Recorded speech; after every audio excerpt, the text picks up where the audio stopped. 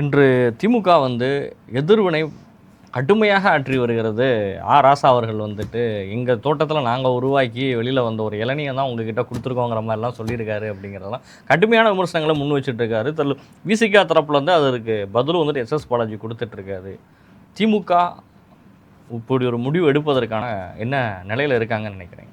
இல்லை, இது அவங்களோட அதாவது அவர் தலைமையிட்டு இருக்கிற ஒரு பண்பு அவங்களுக்கு கீழே இருக்க தொண்டர்களிடமோ இரண்டாம் கட்ட தலைவரிடமோ இல்லை. அதுதான் ஒரு மெயினான பிரச்சனை. இது திமுக இன்னைக்கு இந்த நிலைமைக்கு வந்ததுக்கு காரணமே அதுதான். இப்போ நீங்கள் பார்த்தீங்கன்னா ஒரு கூட்டணி அமைக்கிறோம், ஒரு தேர்தலுக்கான கூட்டணி. இந்த கூட்டணி ஒவ்வொரு கட்சிக்கும் யாரும் எந்த சீட்டையும் எந்த கட்சிக்கும் தானமாக கொடுக்கறதில்ல. அந்தந்த கட்சிக்கான மதிப்பு, அந்த கட்சிக்கான ஓட்டு பார்த்து தான் ஒரு சீட்டு கொடுக்குறாங்க. எப்படி காங்கிரஸுக்கு திமுகவோட ஓட்டு கை கொடுக்குறச்சோ ஜெயிக்கிறதுக்கு, அதே மாதிரி அவர்கள் நின்ன தொகுதியில் காங்கிரஸோட ஓட்டும் அவங்களுக்கு விழுந்திருக்கும். அதே மாதிரி கூட்டணி கட்சிகளோட அனைத்து கூட்டணி கட்சிகளோட ஓட்டுலேருந்து ஒரு கூட்டணி தான் ஜெயிக்குது. திமுக ஜெயிக்கலை, காங்கிரஸ் ஜெயிக்கலை, அந்த கூட்டணி தான் அங்கே ஜெயிக்குது.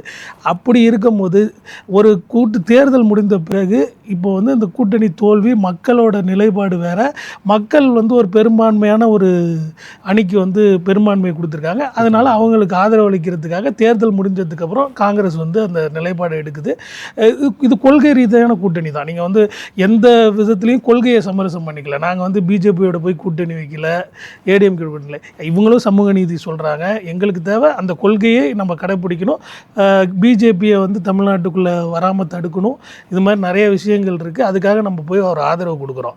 இப்போ இதில் நீங்கள் சொல்கிற மாதிரி இப்போ முதுகில் குத்துட்டோன்னா, இப்போ ஆல்ரெடி சொல்கிறேன் தான், டிஎம்கே ஆட்சி அமைக்க இருந்து நம்ம ஆட்சி அமைக்க முடியாமல் நாங்கள் விட்டுட்டு போயிட்டோன்னா தான் அதை தான் நம்ம பேசணும். இது அந்தந்த கட்சி இப்போது எங்களை எப்படி அவங்க அவர்களால் வெற்றி பெற்றார்கள்னு சொல்கிறாங்களோ, அதே மாதிரி எங்களாலும் தான் அவர்கள் வெற்றி பெற்றிருக்காங்க. இது தேர்தல் கூட்டணின்றது தேர்தலுக்காக. தேர்தல் முடிந்த பிறகு ஒரு நிலைப்பாடு ஒவ்வொரு நாளும் நடக்கும். இப்போ 2029 கூட்டணி மாறினாலும் அப்பயும் அதே சொல்லுவாங்களா? அது எனக்கு தேர்தல் முடிஞ்சதுக்கப்புறம் தேர்தலை நோக்கி அடுத்த கட்ட பயணம் இருக்குது. அது அப்படி தான் போய்ட்டுருக்கோம்.